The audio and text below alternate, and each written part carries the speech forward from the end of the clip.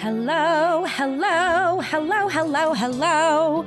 You know what I've been into lately? Making up really stupid songs. So you just got to witness the stupidity of the songs that I like to create. The lyrics are super deep. I hope you really enjoy my song. Trademark. So hi, if this is your first time joining us, you're like, what have I gotten myself into? My name is Sarah Bueno, and this is Conversations with a Wounded Healer, a podcast where I connect with other people in healing professions and talk about the intersectional journey of healing self while caring for others. So I'm a psychotherapist in Chicago and do a bunch of other things that I don't even want to talk about.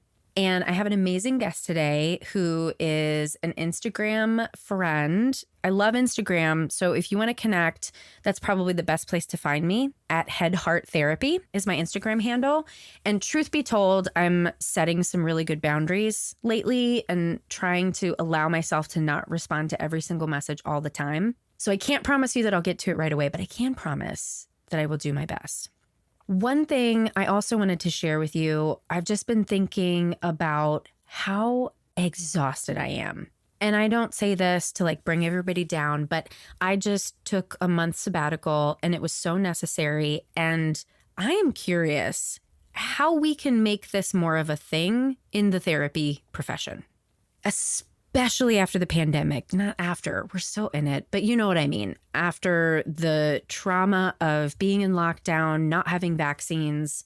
I mean, it's still traumatic with the numbers and the Delta and oh, Jesus Christ. Anyway, there needs to be a thing. And I wonder if it comes through loan forgiveness for those of us who have substantial loans, and then the absence of having to pay for our loan payment every month creates some more money for vacations, or whether it's like there is just a national holiday. I mean, in Europe, don't people just, everyone takes August off? Is that how that works? If you are a listener in Europe and you understand this phenomenon that we don't have in the United States, please let me know, because I'm going to institute it here. I think that we all deserve a break. And I really wish that there was some way for it to be mandated and for it to be paid, because not everybody has the privilege that I have to take a month off. And I want that for us. I want that for us so bad, because what I keep hearing from therapists is that we're just tired. There's been so much pain and so much trauma happening since March of forever, but like acutely since March of 2020. And I don't know how much longer everybody's going to be able to last before completely burning out. So not to bum you out, but let's brainstorm this, you guys. Let's really think about what can we ask for, right? Who can we ask? How do we get something done? Tell me your thoughts. Like Instagram me, let me know if you have any brilliant thoughts. Maybe I'll actually make this an Instagram post. I'll think about that. Anyway, let me introduce you to today's amazing guest, Jess Sprengle. So Jess owns and operates a private practice in Austin, Texas, specializing in the care and treatment of adolescents, young adults, and families impacted by eating disorders, disordered eating, body image disturbances, and adjacent issues. She's a champion of freedom, justice, and liberation for all people in all bodies, and practices from an intersectional social justice aligned lens. Jess considers herself to be a radically genuine therapist and seeks to embody authenticity and humanness with clients. She brings this to the social media world through her Instagram account, The Cranky Therapist, which is how I met her, and Twitter at Jess Sprengle LPC. So please enjoy my spirited and wonderful conversation with the lovely Jess Sprengle. Jess! Hello! Welcome to Conversations with a Wounded Healer. I'm so excited to talk today. Thank you so much for having me. I'm super excited to be here. Yeah, and I'm actually very cranky today, so hopefully we can get cranky together. I am feeling that. I am definitely cranky today. I did not get good sleep, so it is a day of crankiness. Yeah, what the fuck? The full moon like fucked my shit up this week, I gotta tell you. I did not realize, I don't think it was until Wednesday night that it was a full moon. And once I realized it, I was like, that explains quite literally every part of this week. Yeah. So I'm not, certainly not so much into that stuff, but it's real. The moon absolutely impacts us. So I was feeling it. Well, why don't, because we can just get cranky right away, but why don't you fill folks in on who you are and what you do? Sure. So I'm Jess Sprengle. I'm a licensed professional counselor right now I live in Austin, Texas, but I also have a license in New Jersey. So I see folks virtually in New Jersey. And also now, because of the pandemic, I see them virtually in Texas as well. I specialize in treating eating disorders, disordered eating, body image issues, and all of that good stuff in teens, adults, and families, sometimes against my will. But it is work that I absolutely love doing, and I cannot imagine doing anything else. And I feel very privileged to do it. That's me in a professional nutshell. In a personal nutshell, I am a meme queen on the internet. I love to laugh. I don't know that I would have survived 2020 without a lot of humor. Woof, right? And without my wonderful little fur friends. I have 3 cats, and they bring me so much joy, even though they also torture my life. So that's me, I suppose, in a personal nutshell. Memery and cats. And on Instagram, you're the Cranky Therapist. Yes, that is. It always is funny to hear other people say it, but yes. Yeah, well, and that's how we connected. It's on Instagram. Yes. It's interesting. I do feel like I've made a lot of awesome connections with people in our community and just therapists in general on Instagram. And I feel really grateful for that. And I feel grateful too that the work that I do on there and just the content I put out speaks to people. That always makes me smile to know that, okay, like I'm not alone. I'm certainly speaking to an audience, sometimes a bigger audience than I think I am. That's really helpful. And it's also been a really cool part of social media use is being able to talk with other therapists that I never would have connected with otherwise. Even though Texas is a huge state, it's like, I mean, Austin is pretty insulated. So you don't really do a lot of networking outside of that. So Instagram really allows that and is pretty cool in that way. Yeah, I think we should create a Instagram therapist support group for all of us who have a bunch of followers and get a lot of shit. Because it's really interesting. Like there's a unique, and something happened internally for me once I hit 10,000 followers, which I'm not like saying that to brag, but there's more visibility, right? I think the algorithms push you more if you have more than 10,000 followers. And so then there's more feedback, which can often be awful, right? Let's get a support group together. Let's do it. I would love that. It is a very unique experience. And like you said, it's not a bragging thing. And I take it very seriously. I take like having that much visibility very seriously. I'm very intentional with how I show up on the internet, which I think people don't always realize. Exactly. And interestingly, I've noticed, I think a while back, I, played a quote unquote like game in my stories. It was like make an assumption about me. And I was shocked by some of the assumptions people had. Although like my personal favorite was you have a great family life and get along with both of your parents. And I just like belly laughed because I was like, what about my page speaks that assumption? Naturally, I don't really speak about my family. I think that's, I do want to offer the people in my life a modicum of protection and privacy. So it's not something I really talk about, but it's just, I thought that was a really curious element that I hadn't considered, that people automatically make assumptions, especially if you're a therapist, that your life looks a very particular way, unless you name that it doesn't. And that especially, if you're a therapist that has any sort of privilege, that you must have like all of the privileges, which I've spoken about this on my Instagram as well. It's like that in and of itself is a privilege to like have people round up basically, or just like assume certain privileges. But it was still a little bit hurtful. Some of the assumptions I got where I was like, wow, maybe I'm not coming across as authentically as I want to think, or ultimately I let it go because I was like, it's the internet. People project a lot of their own stuff onto us, and that's okay. That is what it is. It was just a unique insight into what people might be thinking about someone on the internet that just happens to have a certain number of followers. Yeah. Yeah. It's been interesting since my account is less about me and more about like the practice overall, even though it's my voice speaking. I get a lot more of that from the podcast, right? Like people will be like, I know you so well and all this and that. And it's an Mhm. interesting, almost like an assumption that we have a relationship because they have a relationship with me and I have a relationship with the podcast as a whole. But I only know like a handful of my listeners that I like chat with and interact with. So it's just the whole idea of celebrity culture and like, not that I'm calling myself a celebrity, but if you have any sort of platform, I think it gets put into that role and put on a pedestal. What's like that? What is it? Parasocial relationships, where it's like you are quote unquote in relationship with a celebrity, but they have, I mean, they're a Mhm. stranger to you, but you feel like very close to them or feel like you have a lot of information about them. It's interesting. I thought about that because I don't know if you're a John Mulaney fan. Mhm. God, love him so much.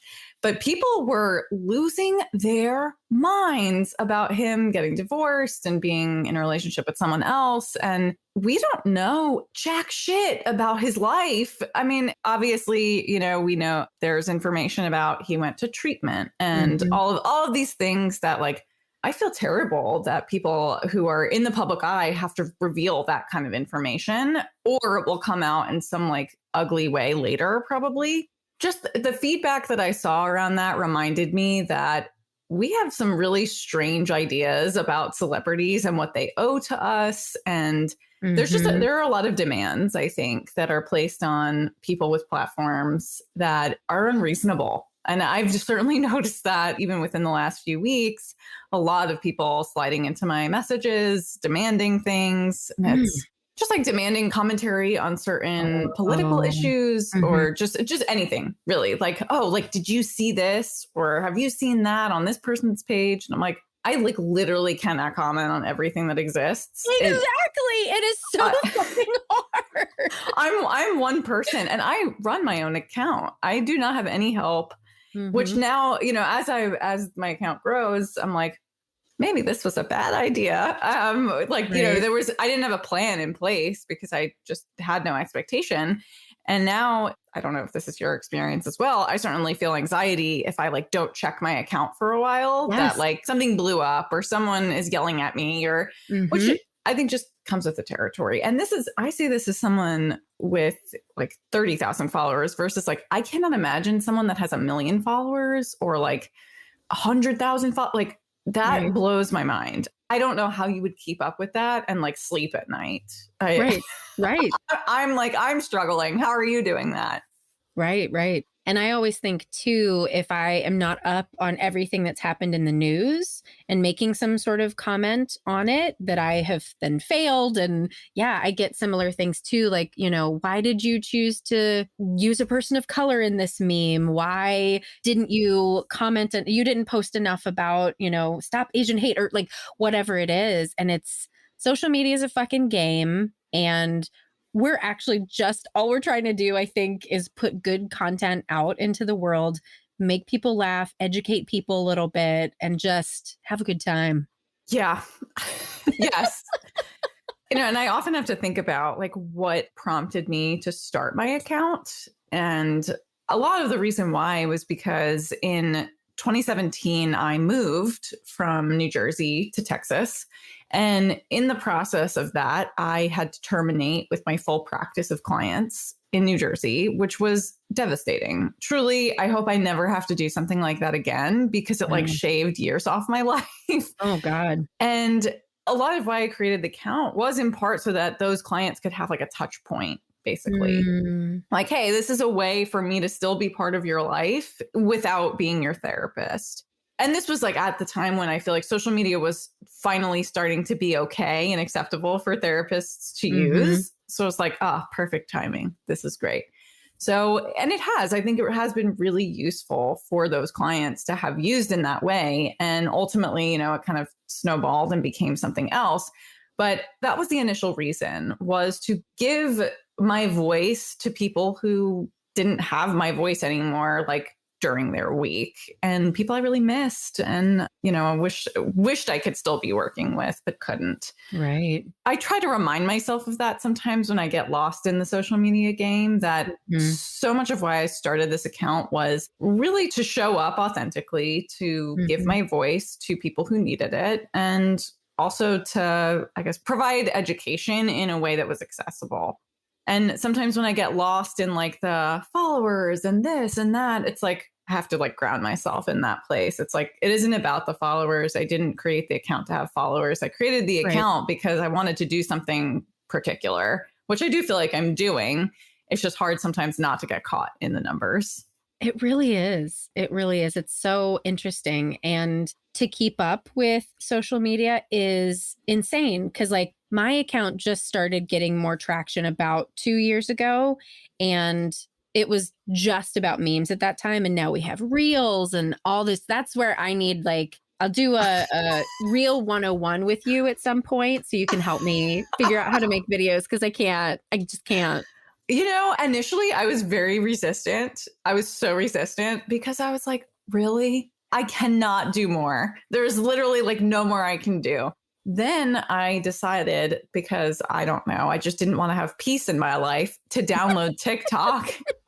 I truly have not known peace since I have downloaded that app because like the laughing I do because of it. And also it's just like, it's like live memes constantly. Yeah. And that like live in my head now. So because of that, I was like, well, I could do TikTok like occasionally and just like in silly ways. And I have so much fun with it. I think it is a blast. And when it stops being fun, it's usually when I take a break and don't do any TikToks for a while. Like for me, reels are just TikToks that I kind of transfer over. I don't ever make a video in Instagram, which I don't know. Maybe I should, but whatever. It's fun. I have fun with it because it's just goofy. And also I think it's like you become 3-dimensional to people who otherwise just sort of see you as an infographic. Right. No, that's a really good point. I just hate seeing myself on video, which is why I created a podcast because I didn't want a video situation happening.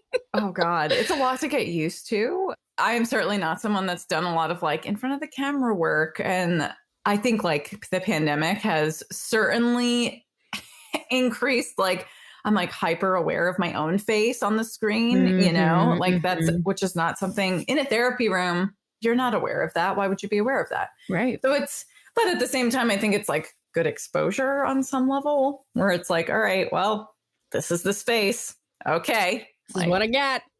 I would say the only place I kind of run into some challenges with that is historically my Instagram account has been pretty free of my own face and body. And I did that with a lot of intention because like I have a lot of body privilege and I did not want to be triggering to other folks or show up in a way that could be harmful to the community that I'm part of. And there's been a lot of negotiating with myself around that because it's like some TikToks and some videos, if you're not physically in it, it doesn't really make sense. So I do still try to do it with a lot of intention, but it's hard. I think that's just a hard piece I'm still trying to navigate and figure out, which I don't have the answers on it yet, but it's certainly a thought that I have on a regular basis.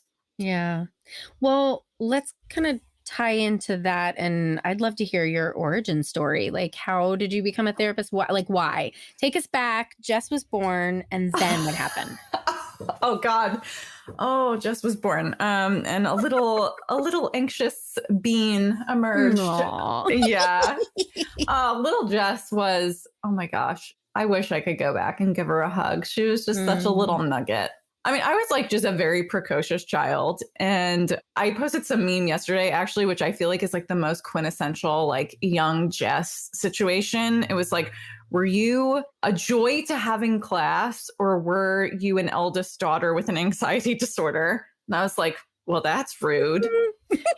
Right. It's just so real. But yes, I mean, I was like a hardcore student and really just precocious. I loved reading. I loved doing like all adult things. I like did not want to be a kid on any level. I wanted to watch soap operas and read a book. And I was a little weirdo. But did you grow up in New Jersey? I grew up in New York. So my family's originally from New York. And very Italian. So definitely have that like very Brooklyn Italian embedded in my DNA.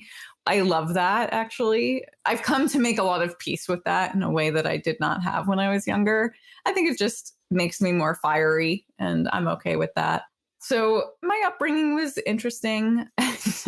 A lot of what ultimately led me to being a therapist was having developed my own eating disorder. And that's why I do a lot of the work that I do now is I have my own history and recovered. And a lot of the time that I was very active in my eating disorder was as a teen, as like a preteen, as an adolescent. And it really spanned the entirety of my adolescence. So a lot of the people I work with now are people in that age group. And that has been extraordinarily rewarding for me to like sort of speak to that part of myself that was very sick and scared and sad and unwell and trying to figure the fuck out who I was. So I think a lot about like, why did I become a therapist? Initially, I think it was because, I have been profoundly helped and I want to give back. Not surprisingly, that didn't exactly carry me. I got to the point of like applying to grad school and I was like, really? Like, am I going to become a therapist because of guilt? Like, because I feel like this, this is what I should do. Like, Well, I was like, oh shit, have I learned nothing in therapy? So I went through a tear of thinking I was going to apply to become an FBI agent because I was.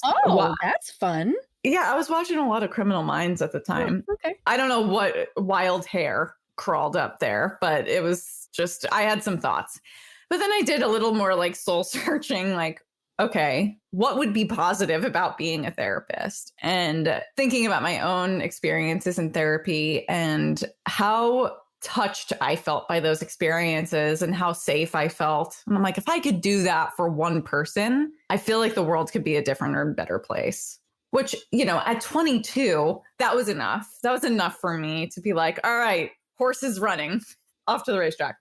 And that did. I think that carried me for a time. And then I think I got to the last year of graduate school and was working with people because, in the beginning of graduate school, it's just a lot of coursework.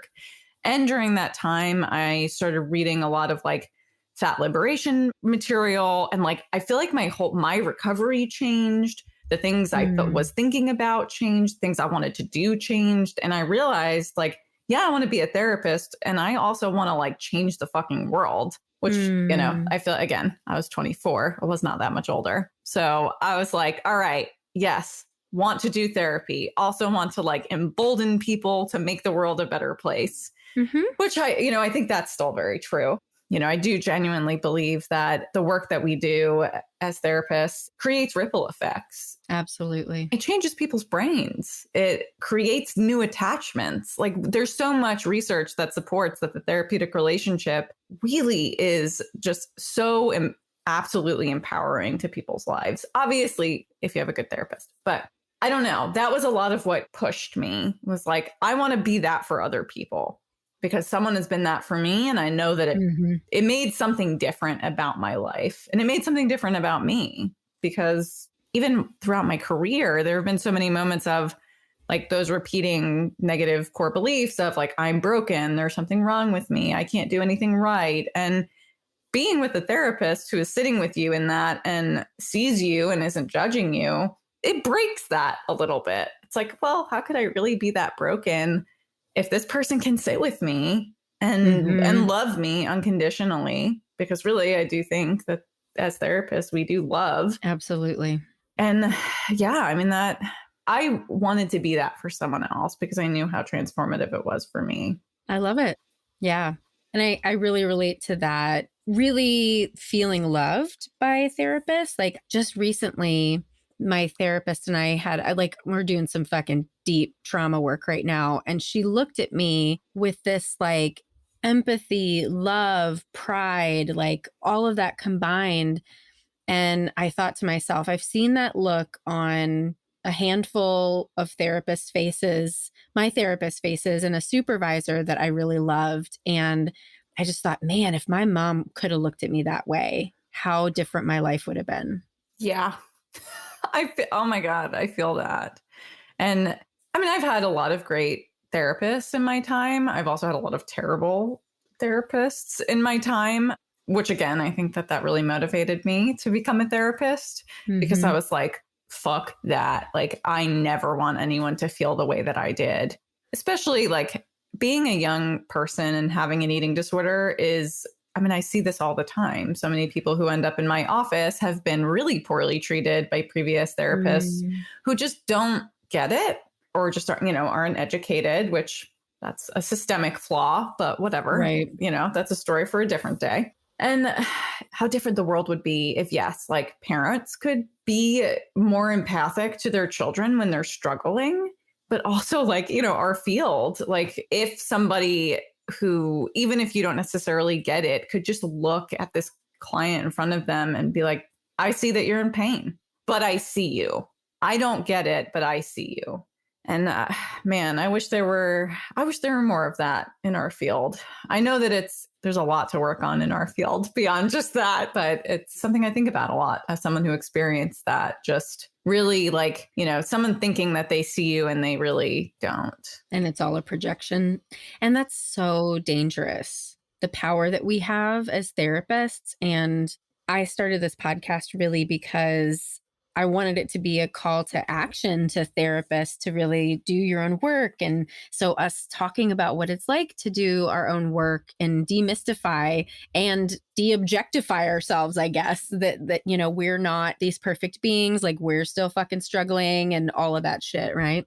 Yeah, that always is a head scratcher for me when people think therapists have it all together, which again, I think, with the social media piece, there is like this projection onto us that like, oh, you must know everything about like having it together.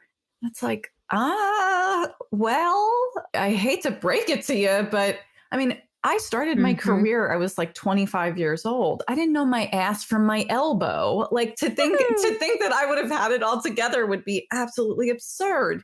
It's not like I'm old now, but enough time has passed where I'm like, oh, okay, like poor baby therapist Jess was lost in the woods.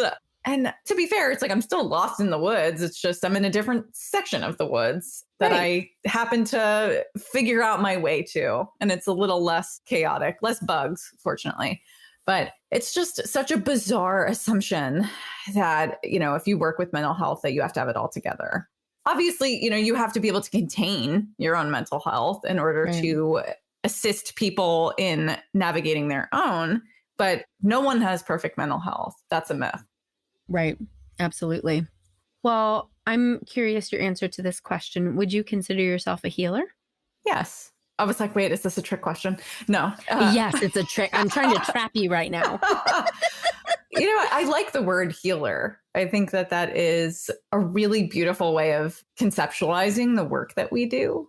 Because even though, healing encompasses so many different things, I do think that therapy is just relationally healing. Right. So yes, that is my answer. I am a healer. I love it. And how do you feel about the term wounded healer?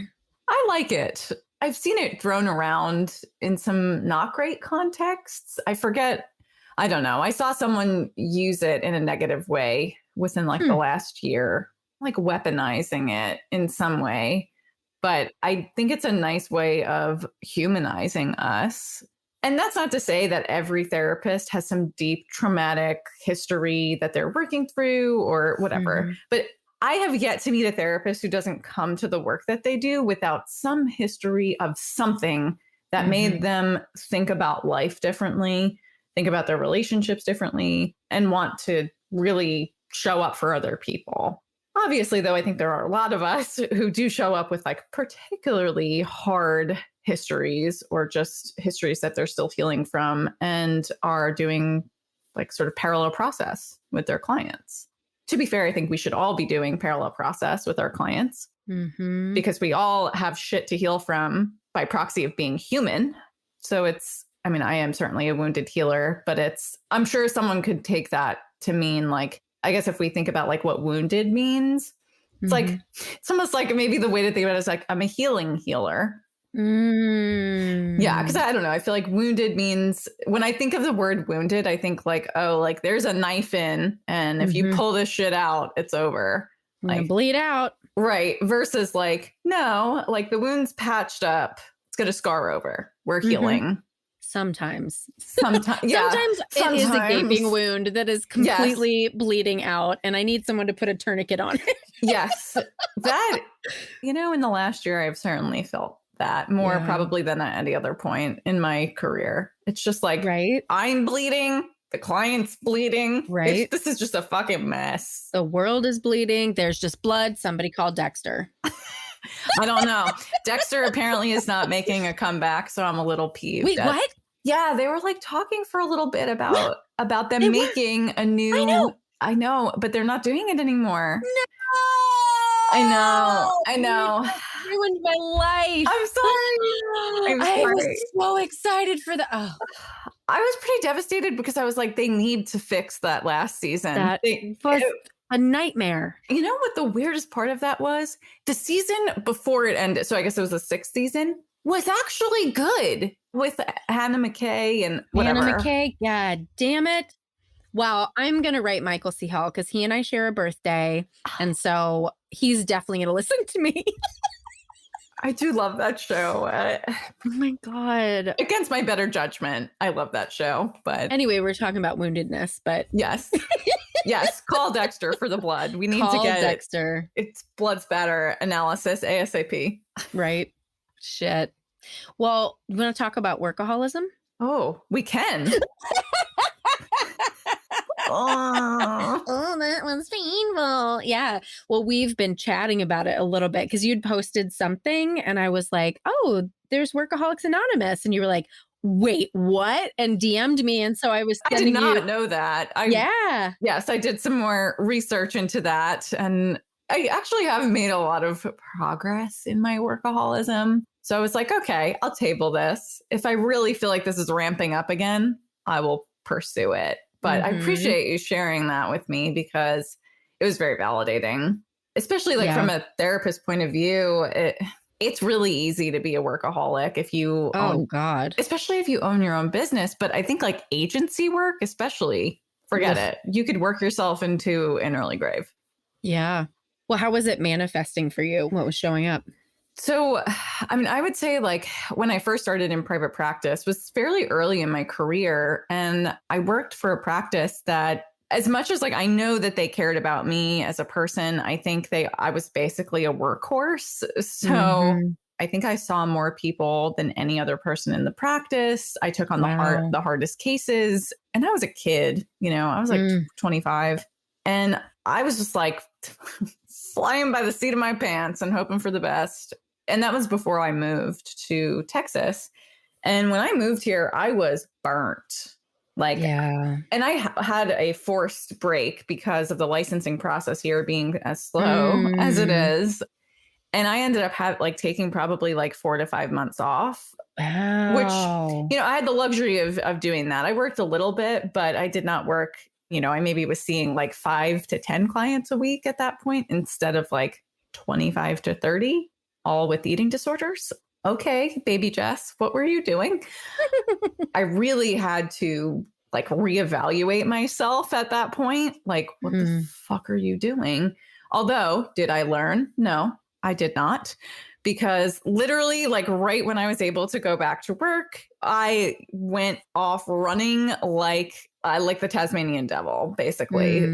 And I did really the same thing, only I was my boss, which I think, I'm realizing now, not in this moment, but over time I've realized this. It's like I was mimicking what I had as bosses, what I knew. I did not know there was a different way. So I, went and did really the same thing. And, saw X number of people a week and was doing all these other engagements because at the same time, my Instagram was growing and there was like a demand for podcast episodes and presentations and this and that. And I was like, sort of just like watching the insanity happening and being like, there's going to be a stop point to this. And it's not going to be because I am stopping. It is just going to be because the universe strikes me down. Oh, yeah. And sure enough, that happened probably around beginning of 2020, which, good timing, where I was like, yeah, I can't do this anymore. Mm. I think I had at some point like 28 sessions in a week. And my therapist was like, Jessica, like, what are you doing? And really I had to do a lot of evaluating, what is this for? Mm-hmm. And what did you come up with? I mean, I think a lot of it is from history of trauma and just that feeling of like never good enough and needing to like overfunction and overperform to meet some unrealistic expectation. And I don't think anyone was setting that expectation for me, but it very much came from like a wounded place from childhood and early life. And just that feeling of, well, if I don't do all of these things and check all of these boxes and show up in this way, no one's going to think I'm good enough, or like no one's going to think I'm successful. And I think, of course, is the component of, with clients, there is just this endless like pool through work with clients of love and validation, and they trust you and there's safety. And it's like, as much as we do for clients, I feel like they do for us. And I was like, I just want more of it. Like, I want all of it as much as humanly possible. And that was, I don't know, that was not a great thing to realize, because I was like, wow, like, am I a broken therapist? Like, that I'm even admitting this? I can't believe I'm even admitting this out loud right now. It was one of those moments that was like, okay, like, this is the reality of the situation. And of course, as a human being, I want love and validation and safety and trust from others, regardless of whether or not I'm a therapist. But I don't have to get it through like working myself to death. I can have relationships with people who don't pay me. That love and safety, et cetera, like doesn't need to be a transaction. This was like months in therapy. I'm sure my therapist was like, oh, she's here. She's finally figuring it out. But you know what, though? I'm going to validate how difficult it is to see yourself as an objectified person as a child. And I mean, when you first said like I was a precocious child, in my head I was like, so how was she objectified, right? And how was she shown that her worth was based on what she was doing or what she looked like, what she was producing, grades, trophies, right? Whatever. And that's it's not easy when you come from what seemingly looks like a good home, which many of us therapists do. Otherwise, we wouldn't be able to get to this situation, but the trauma it's just not as obvious. And so it's harder to figure out what it was. That is an amazing point. Yeah. One, I think even for myself, I think I was in my 20s by the time I was able to take stock of my history and point to it and say, this is trauma. And it might not necessarily have been trauma for another person, but it doesn't need to be so much as it was for me. It was received as a child as trauma. And I will probably have to heal through that in some form or fashion for the rest of my life. And I absolutely, take that to be an important task for me to continue tackling. And it absolutely impacts my work. And it was impacting my work in that way that I didn't have that conscious process until more recently. And by recently, I mean like within the last 3 years. And then it took me time, once I realized it, to start like unraveling and actually like make changes. Yeah. And then the pandemic happened. Yeah. Can I ask how old you are? I'm 31. Okay. I thought you were a babe. Yep.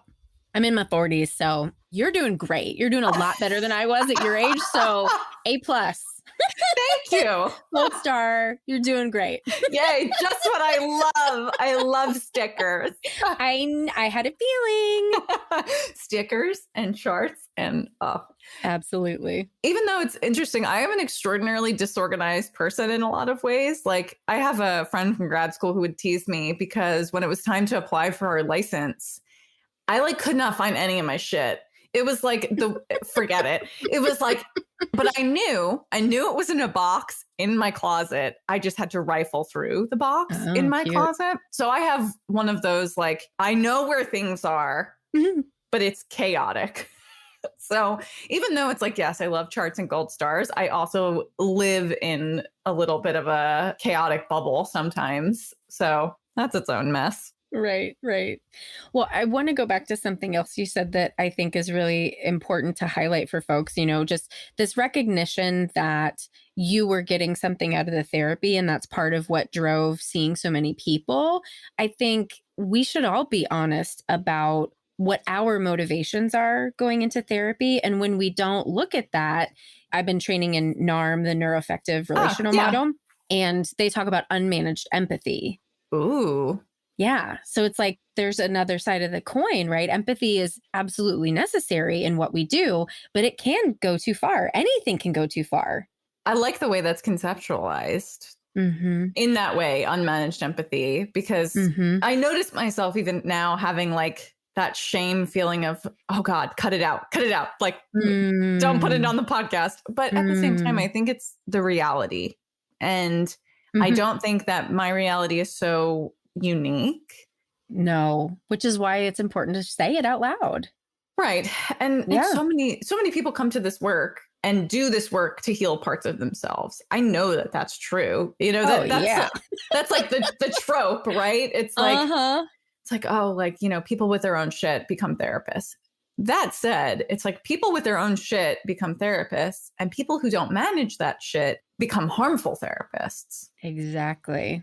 And that, I think that's like a really important caveat. It's like, if you're not doing some sort of work around anything that's going on for you, and admittedly, I didn't know that really was happening for me until I got to a point where I was like, this is not working. I literally can't do this anymore.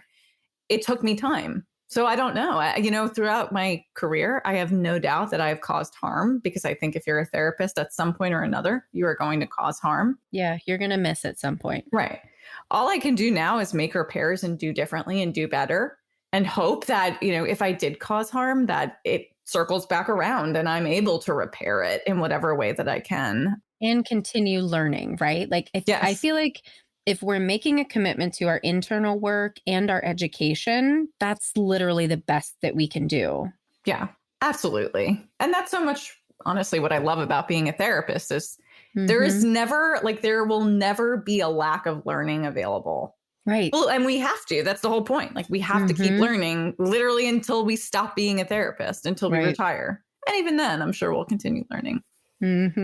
Oh, if someone asked me like, what would you do if you didn't have to work? I'm like, trainings. I would go to trainings every fucking day. That's all I want to do. All I want to do really is learn. That's why I'm here. So maybe you were a precocious kid too. Oh, yes. Takes one to know one. Yeah. Well, we're coming close to the end of the hour. So I want to give you I know, right? Well, let's just be best friends and we can Marco Polo all the time. It'll be great. Do you want to tell folks where they can find you? Yes. So like we've been talking about earlier, I am at the Cranky Therapist, spelled in all the usual ways, on Instagram. And I am also at the same username on TikTok. And the only outlier is my Twitter, because the Cranky Therapist didn't fit. So it's rude. I know. So it's just Jess Sprengle, which is my last name, LPC. But honestly, if you like go into Twitter and just search the Cranky Therapist, my name will probably come up, because that's my name on there. It's just not my username. Can't always have straight across the board branding. I know. It's a bitch. It is. It made me very unhappy, but that's okay. Yeah. What are you looking forward to? That is a great question. I am super looking forward being able to travel again and visit with my family and friends, most of whom at this point do still live on the East Coast. And I have 3 siblings, all younger, of course. I am the eldest daughter. And I have not seen any of them in over a year and a half. Yeah. Wow. So, and they're like my babies. I just love them so much. So I am looking forward most to squeezing the shit out of all of them and just being able to see people I love and giving them hugs, because I'm a big hugger. Yeah. I really missed hugs. Oh, yeah. So I know there's so many things I'm looking forward to in the coming future, but I think that in particular, it's like, especially it's like the end of the tunnel. I can see it. It's like, there is a light. It's not a train. It's just, just light. I don't know why I found that so funny. Like, oh God, it's a train. I'm dead. Oh man. Well, you are not cranky at all. So I want my money back. I know so many people say that to me. It's hilarious. I think people really expect me to be an asshole. But the way that I try to couch it is, okay, no, I'm not an asshole, but I am certainly no nonsense. So that I think really is the cranky part. It's just, I'm not going to put up with bullshit, but no, I'm going to be kind, because kindness is, I don't know. To me, it shouldn't be a commodity. I feel like we should all be kind. Agreed. Well, on that note, it has just been lovely to get to know you and spend time with you. And I look forward to a blossoming friendship. Yes, I do too. I'm super excited. Thank you for having me. Thank you. Thank you, Jess, the Cranky Therapist, for being our guest today. If you'd like to learn more about Jess and her practice, you can visit us at www.headhearttherapy.com/podcast. And as always, thanks to Andrea Klunder and the Creative Imposter Studios for editing, to Liam O'Donnell for the album art, and to Ben Mueller for our theme music. Until next time, bye-bye.